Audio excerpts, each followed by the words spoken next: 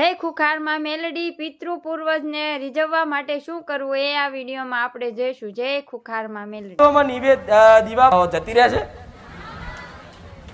ફરવા જાય છે, બોમ્બે અમેરિકા દિલ્હી ઓટા મારવા જાય તમારી માં, કે મળ છોડીને બહાર જતી રહે, હરાદો છે એટલે જતી રહું. તો હરાદો ચમ દીવાબત્તી ના થાય? આ બધો વેમ. હરાદોમાં કહે છે કે નવું કામ ના થાય એવું કે ને. કોઈ દુકાન ખોલતા હોય, કોઈ નવો બિઝનેસ કરતા હોય, કોઈ નોકરી જોઈન થતા હોય તો શું કે આ હોલ હરાદ જવા દો, પછી શરૂઆત કરીશું હારા મુહૂર્તમાં. તો અત્યારે શું ખરાબ મુહૂર્ત છે? શ્રાદ્ધ એટલે જેમ તમારા દિવાળીની નોકરી કરો છો તો દિવાળીની રજાઓ ચીવી આવો, છુટ્ટી. સ્કૂલમાં તમે ભણ્યા તો દિવાળીનું વેકેશન ચીવું આવે? વેકેશન હોય એટલે એને જો ફરવું હોય, મોમાન ઘેર જવું હોય, ફોઈના ઘેર જવું હોય, કોકરિયા જવું હોય, બધે જવું હોય, જાય ને. એવી રીતે હરાદોમાં 12 મહિને એક વાર હોળ હલાદ આવે. એવામાં ભગવાને દરેકના પૂર્વજો, સિકોતર માતાઓ, જેટલી ઘરની બહાર સિકોતર જે ભૂત પ્રેત આત્મા થઈ હોય ને તમારી પેટીમાં, એ બધીની છુટ્ટી રજા હોય. તમારે જો જવું હોય, જો ખાવું હોય તો ખાજો.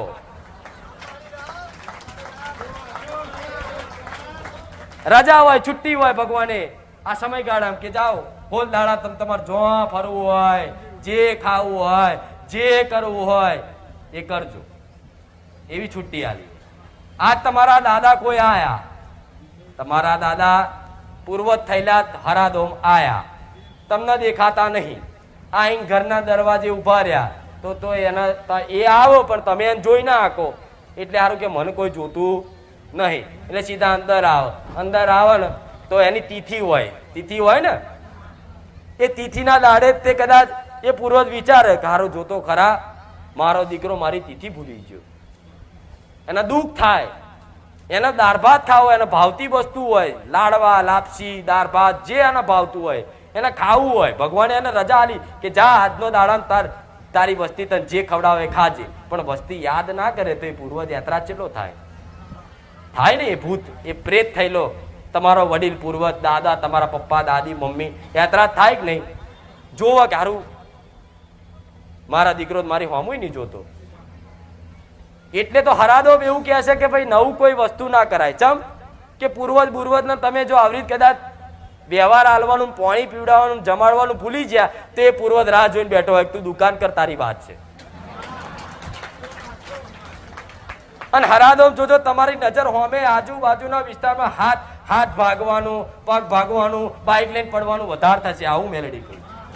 હોળદાડા જોજો, તમે ચેક કરજો, જોજો વધારે ઘટનાઓ બનશે બીમારીની, દવાખાનાની. ચમ પેલા પૂર્વજ આયા હોય ભૂખ્યા, 12 મહિને એક વાર તો ભગવાને એક તો સત આલીને મોકો આલ્યો કે જા તારી વસ્તી જોડે જઈને માગજે ને ખવડાવ તો ખાજે ને ખાઈને પાછો આવી જજે. તો પાછા આવે પૂર્વજ અને તમે ખવડાવો નહીં એટલે કાયો થઈને જાય, એટલે ઘરમાં કોકને બીમાર કરીને જાય, લે 50,000 નો ખાડો આલીને જઉં છું, લે તારો ધંધો લૂંટીને જઉં છું, લે તારા ઘરમાંથી પૈસાની ચોરીઓ કરાવીને જઉં છું. જતો રે ને યાત્રા થઈને. પણ તમારા પૂર્વજોનો દાડો છે. હું એવું કહું છું, તમારા ઘેર દાદા બેહાડેલા હોય, તમારા પપ્પા કોઈ નાની ઉંમરે એક્સપાયર થઈ જાય, તમારી મમ્મી હોય, તમારી દાદી હોય, તમારી બહાર સિકોતર હોય, જે તમારા લાગતા વરગતા અત્યારે ઘેર બેહાડ્યા હોય એમને તે જમાડજો, એને પાણી પીવડાવજો, એને ભાવતી હોય એ વસ્તુ. છેલ્લે કઈ ના ભાવ તો દાળ ભાત, પૂરી, શાક, લાપસી, તમે જે રીતે ભોણું, કોઈ મહેમાન આવ્યા હોય કેવું ભોણું બનાવો એવું ભોણું બનાવી અને પૂર્વજ સિકોતર માતાને કોઈ સ્વાર્થ વગર ખાલી જમાડજો, ધરાવજો. આવું કહું છું. તમારા પૂર્વજે જો ખાલી ઓડકાર ખાઈ લીધો ને, ઓડકાર, તો એવું કહું છું તમારા દીકરા દીકરીઓનું ભવિષ્યનું નિર્માણ કરવું, ભવિષ્યમાં શું કરવું એ તમારા પૂર્વજની, પિતૃની જવાબદારી રહેશે. આવું પછી તમારે ચિંતા કરવાની જરૂર નહીં રહે. પણ યાદ કરજો, આ હોલ દાડા ભૂલતા નહીં હો. જેમ દિવાળી તમારી આવશે ને એવી રીતે પૂર્વજોની દિવાળી આવી. એમના નવા શ્રીફળ હોય તો શ્રીફળ બદલવાનું, કપડું હોય તો કપડું બદલવાનું, પાટલી પર કદાચ સફેદ કાપડ પોથર્યું હોય તો નવું લાઈન ચોલ્લા કરવાના, કદાચ મડ ધૂળ બૂટ ચોટી હોય તો સાફ કરીને હરખું ચોખ્ખું કરવાનું, ફૂલ લાઈને એમને વધામણા કરવાના, એમની શોભા વધારવાની. આ દિવાળી આવી એમની. દિવાળીને તમે મીઠાઈ ખાવશો, દાળ ભાત ખાવશો, કોઈ પકોડી ખાય, પીલું ખાય, જે ખાય એ રીત પૂર્વજને એ બધું નહીં, પણ નવી કંઈક મીઠાઈ છે કે આ છે, દાળ ભાત છે કે શ્રીખંડ છે, રસ છે, બાસુદી, જે તમને એને સારું લાગતું હોય તમને ભાવતું એવું ખવડાવજો. જાઓ 100% એવું કહું છું કે એમની દિવાળી તમે સુધારી ને તમારી દિવાળી નહીં બગાડવા દઉં મેલડી.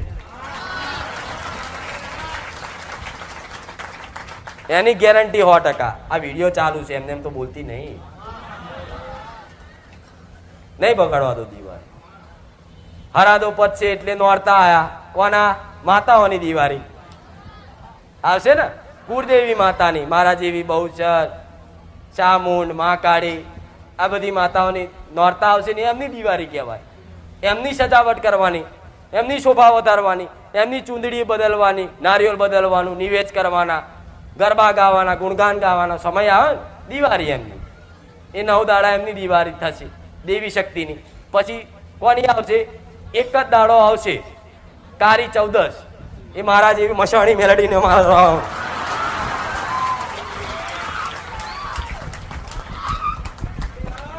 રામ.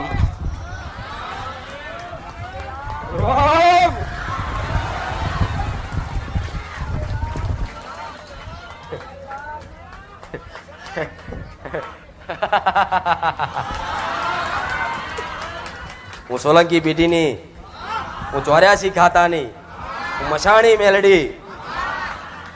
મારા મસાણીના ખૂબ રામ. જેમ દરેકની દિવાળી જાય એમ દિવાળી પહેલા મારો દાડો આવે, કાળી ચૌદશ. એ દાડ બધા ચોગડિયા વસમ કરીને બેઠી હોવ. એ દાડે કદાચ કોઈ મારો ભક્ત એની પીઢી માતા પૂજાતી હોવ અને કદાચ કાળી ચૌદશે ચપટી વ્યવહાર આપી દે ને તો 12 મહિના તમારા ઘેર વિઘ્ન ના આવવા દો. એ મસાણી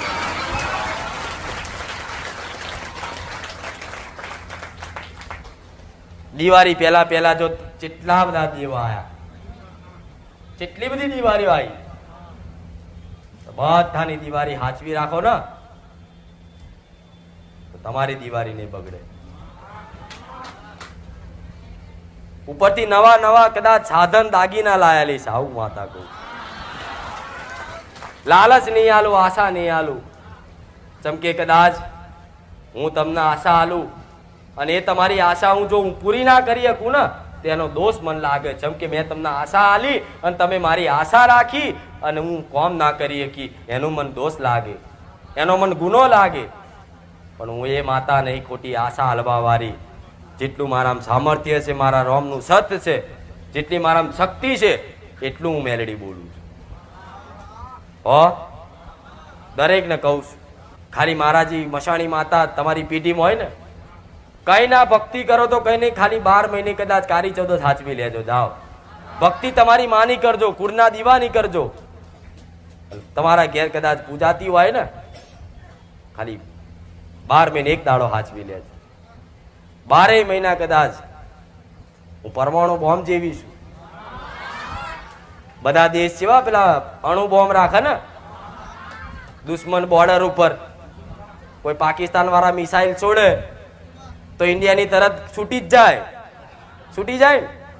એવી તમારી પર કોઈ તાંત્રિક વિદ્યા કોઈ કરવાનો ખાલી વિચાર કરે ને મારી મિસાઇલ છૂટી જાય.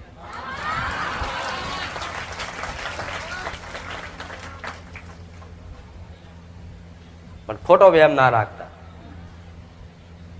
કંઈક ખવડાવી દીધું, કંઈક કરી નાખ્યું નહીં. તમે મારા સાનિધ્યમ ખાલી મારા રવિવાર ભર્યા છે ને, કોઈ મૂળચોટ વિદ્યા કદાચ મારી જાય ને, પણ એ પ્રહાર જેટલો તમારી પર કર્યો, જે વિદ્યા તંત્ર મંત્ર વાપર્યા તમારી પર વાપર્યા ને, એ એના ઘેર જઈને એના મઢમાં મૂકી આવું. એ માતા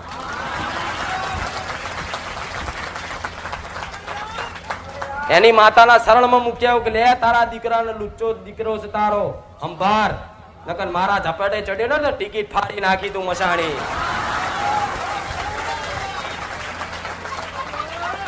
ધમકી ભર્યા ઓર્ડર, ધમકી ભરી વાત કરનારી હો. એક વાર ખાલી મારી ધમકીથી કોઈને ધમકાઈ નાખું ને, આ જીવન ના કદાચ એ દ્રશ્ય ના જાય. નહીં કહેતા કે મશાણી મેરડી નું દુઃખ એટલે કે માણસને મારી નાખે, તો શું લેવા મારે? હું મશાણી એટલી નિર્દય છું? હું રાક્ષસ છું? નહીં, હું માવતર છું. દરેકની માં બનીને બેઠેલી છું. હું કોઈ નહીં મારતી, પણ મારું કોને?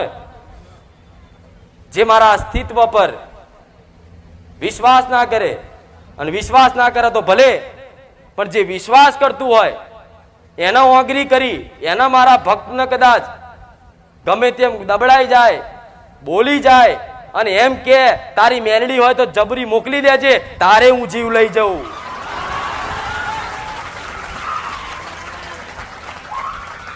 તારે ઉઠાઈ લઉં, તારે ઉઠાઈ લઉં માણસ નો. હો કોઈ એવી કદાચ અભિમાન ભરી વાત કરે કે જા તારી માતાથી થાય કરી લે, તમારા ઘેર કદાચ મશાણી મેલડી બેઠી હોય ને, તો એટલું બોલતા બોલતા તો કઈડી ખાઈ જાવ.